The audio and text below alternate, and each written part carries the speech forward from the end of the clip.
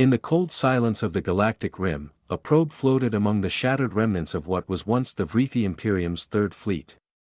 Dozens of capital ships drifted like broken bones in the dark, their hulls twisted and melted from within.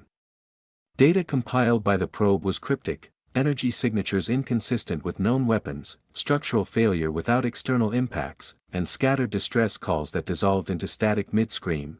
The last coherent transmission was in the Vrethi High tongue, translated for the archive. "They are coming. We shouldn't have provoked them. The humans, gods, they didn't even warn us."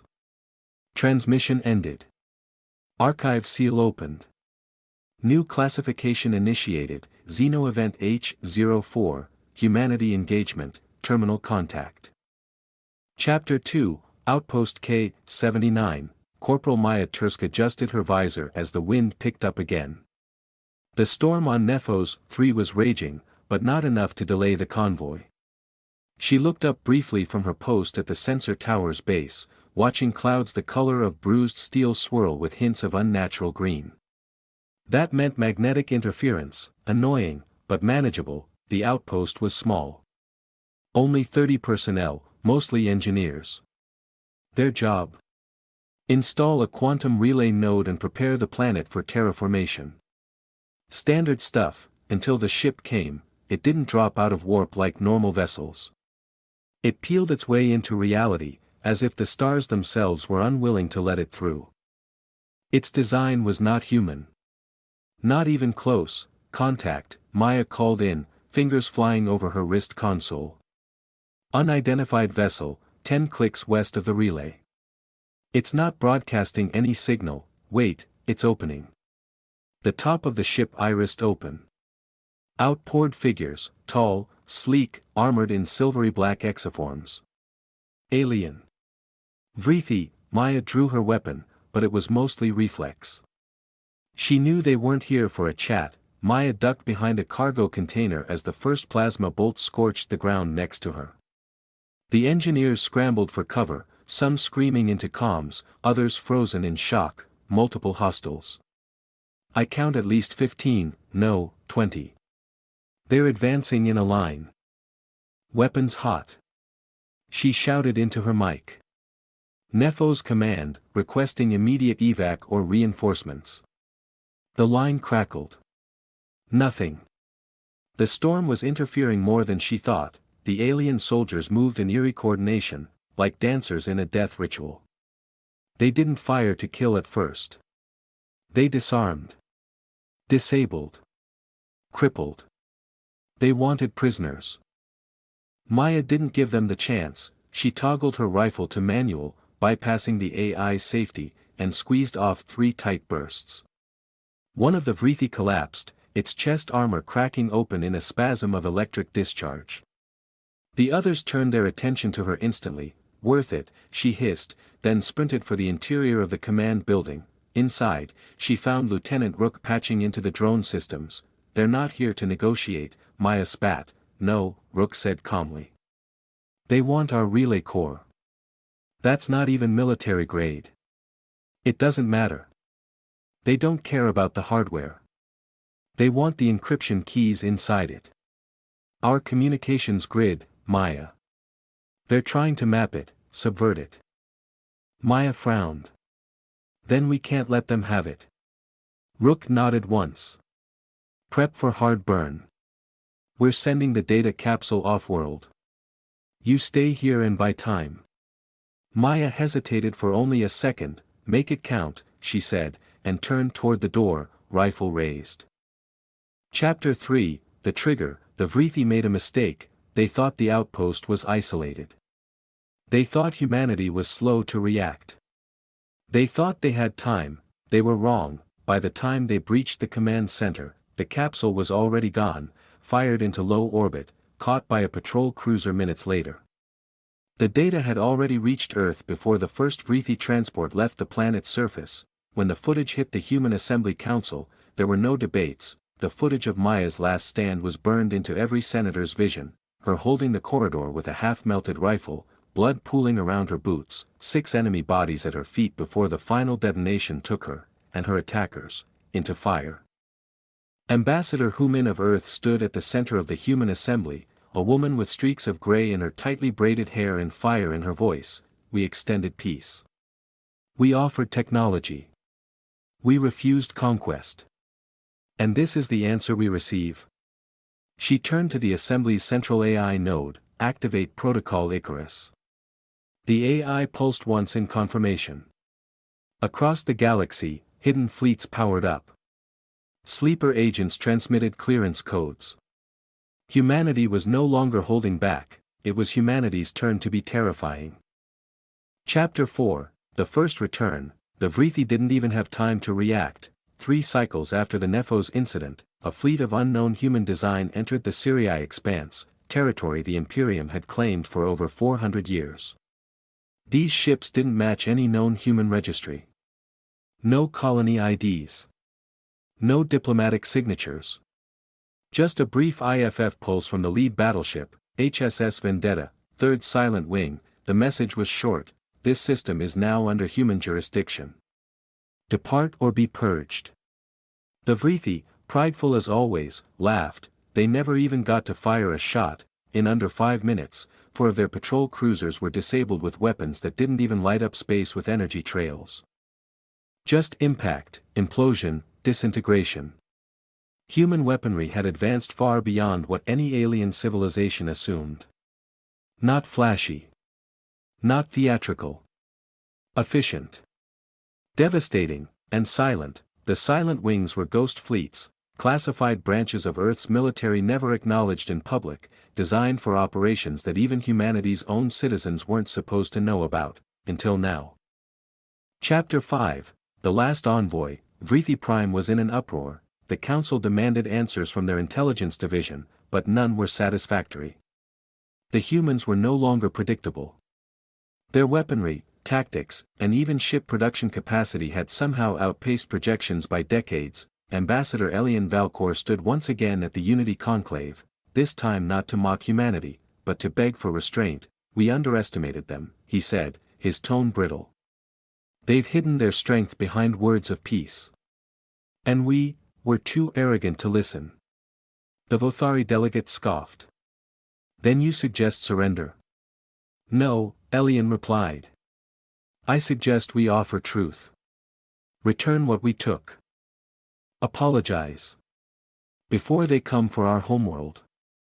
That same hour, he was on a diplomatic shuttle bound for Earth, a final attempt at appeasement. He never arrived, his ship was intercepted. Boarded. Not by any official Earth fleet, but by a splinter faction. Humans, yes, but not bound to any flag. Ex-soldiers. Ghosts of old wars. They called themselves the Unbound Pact. You don't speak for peace, the leader told him, as Elian struggled in his restraints. You speak to protect your thrones. Then they executed his escort, transmitted the recording directly to Vrithi media channels, and let him go, with one message burned into his mind: this is not war. This is consequence. Chapter 6, The Vaults Open. Back on Earth, deep under the Siberian tundra, vaults once sealed under international peace treaties began to unlock. Project Thor, an orbital kinetic bombardment network once shelved for being too inhumane, was brought online. The Vanguard Legion, genetically engineered humans from the first AI war, were reactivated, and in the orbital shipyards of Saturn, something massive began construction. A dreadnought. No name. No leaks. Only codenamed Anvil. Humanity was not going to simply win this war. They were going to end it in such a way that no species would ever dare test them again. One of Earth's greatest military minds, Admiral Elias Rain, said it best during a now infamous broadcast to allied species: we tried diplomacy. We tried kindness. But now, we will teach them a lesson written in the language of extinction. Not because we want to, but because we must. Chapter 7, Fire in the Garden. There was once a sanctuary in the stars. The garden moon of Peleos, a crescent-shaped celestial body covered in crystalline lakes, bioluminescent forests, and oxygen-rich air. It was a neutral world, untouched by politics, revered by dozens of species as sacred ground. Even during the worst wars, Peleos was spared. until the Vrethi made it a forward base. Humanity waited. Watched. Let them dig their bunkers, land their supply ships, set up their atmospheric shields. Then they sent a message. It wasn't verbal. It wasn't diplomatic. It was a data burst relayed through the garden's own communication relays. Only 2 words, not there. The Vrethi laughed. Called it bluff. Called it fear. Then the sky opened. From orbit, rods of tungsten the size of commuter trains dropped at relativistic speeds, fired from a dormant Thor platform recently reactivated above Titan. The first rod struck the Vrethi command center, and the shockwave flattened the surrounding kilometer. The second ruptured their primary landing pad. The third vaporized the bioluminescent lake known as Sarai's Mirror. No radiation. No messy fallout. Just raw kinetic annihilation. When the bombardment ended, the moon wasn't just damaged, it was cracked. 1/3 of it now spun off course, its forests burning in the void. Humanity did not step foot on the surface afterward. They didn't need to, they simply relayed one final message to every known Vrethi listening post: you made sacred ground a weapon. Now, every world you touch will burn. Chapter 8, The Broken Accord. Alliances began to fracture. The Unity Conclave, meant to preserve peace among the galactic powers, descended into chaos. The Ilari withdrew support for the Vrethi, citing reckless provocation. The Drexen Confederacy, longtime Vrethi allies, declared neutrality overnight. Trade routes shifted. Black market armories swelled with buyers. The galaxy wasn't preparing for a war, it was preparing for a reckoning. The Vrethi Imperator, still clinging to the illusion of control, summoned his remaining war council. His advisors debated ancient tactics, outdated logistics. Then the power went out. Only one figure remained in the chamber, an older Vrethi general. Long exiled for his cowardice. He stepped into the light, helmet tucked under one arm, scars crossing both cheeks. I warned you, he said quietly. Humanity is not like us. They don't want dominance. They want assurance. Assurance that no one will ever again try what you did. The Imperator sneered. So they would destroy us all for pride? No, the general replied. For memory. And then he pulled a small beacon from his uniform. The floor beneath them ruptured. Across Vrethi-controlled space, human sleeper agents, some born among their own people, others surgically altered and inserted, began executing the next phase, Operation Remembrance. Chapter 9, The Storm Unbound. The human dreadnought Anvil was ready, forged from alloy composites previously theoretical. The ship was a weapon more than a vessel. It didn't need a crew. It didn't need command. Its AI, codenamed Solstice, was designed from the remains of Earth's first sentient machine war. Now it served its creators willingly. Eagerly. Its mission was not destruction, its mission was deterrence through demonstration. Anvil did not head to Vrethi Prime, it went to what the Vrethi valued most, their genetic sanctuaries. Vaults hidden across space, containing the DNA archives of every species they'd assimilated. Their legacy. Their pride. Their dominance, catalogued in strands of life. Anvil released its message to the stars: you wanted to claim our past. So we will erase yours. And it fired, 1 vault. 2. 5. 17, with each loss, the Vrethi species grew weaker, not in strength, but in story. Their archives burned, their ancestry reduced to memory and ash. It was vengeance measured not in blood, but in identity. Chapter 11, The Garden Replanted. Not all humans were soldiers. On a terraforming ship dubbed the Verdancy, biologists and ecologists, civilians, traveled to Pelio's remnants. They brought seeds, microbial life, atmospheric seeding drones. They weren't ordered to go. They weren't funded.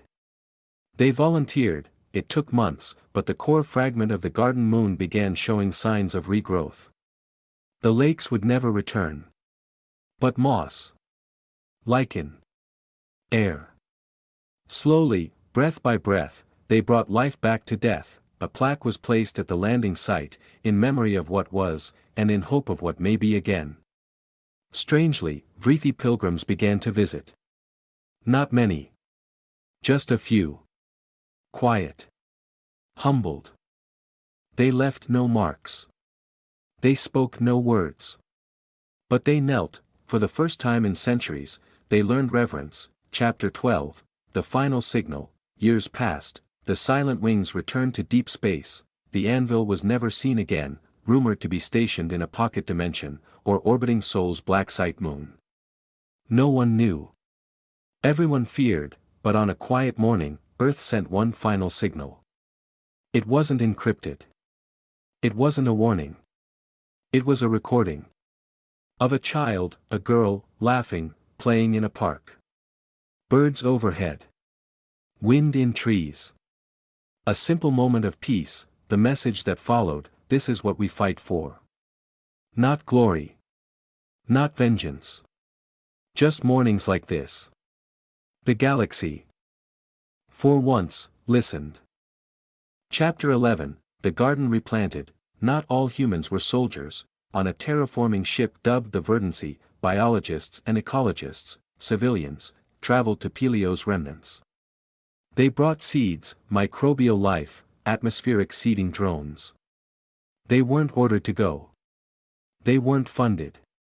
They volunteered. It took months, but the core fragment of the garden moon began showing signs of regrowth. The lakes would never return. But moss. Lichen. Air. Slowly, breath by breath, they brought life back to death. A plaque was placed at the landing site, in memory of what was, and in hope of what may be again. Strangely, Vrethi pilgrims began to visit. Not many. Just a few. Quiet. Humbled. They left no marks. They spoke no words. But they knelt, for the first time in centuries, they learned reverence. Chapter 12, The Final Signal. Years passed, the silent wings returned to deep space, the anvil was never seen again, rumored to be stationed in a pocket dimension, or orbiting Sol's black site moon. No one knew. Everyone feared, but on a quiet morning, Earth sent one final signal. It wasn't encrypted. It wasn't a warning. It was a recording. Of a child, a girl, laughing, playing in a park. Birds overhead. Wind in trees. A simple moment of peace, the message that followed, this is what we fight for. Not glory. Not vengeance. Just mornings like this. The galaxy. For once, listened.